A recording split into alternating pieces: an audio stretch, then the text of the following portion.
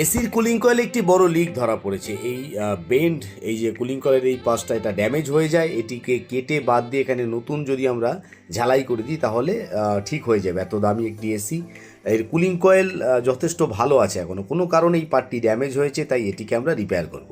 রিপেয়ারিংয়ের পুরো প্রসেস আপনাদের সামনে তুলে ধরবো। ভিডিও যদি সামান্য ইনফরমেটিভ লাগে অবশ্যই আমাদের সহযোগিতা করবেন লাইক, কমেন্ট, শেয়ারের মাধ্যমে। এই দেখুন কত বড় লিক হয়েছে। এই লিকটিকে আগে কেটে আমরা বাদ দিলাম এই পার্টটিকে। এর জায়গায় এই যে নতুন আর একটি বেন্ড আমরা ঝালাই করব।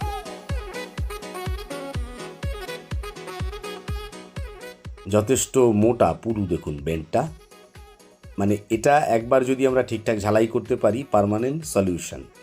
আগে এই জায়গাটি ভালো করে পরিষ্কার করে নেব।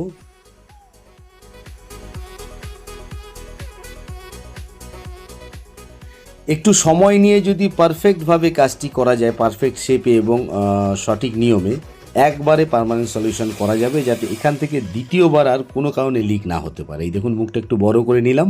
এবার ওয়েল্ড করতে আমাদের অনেক সুবিধা হবে।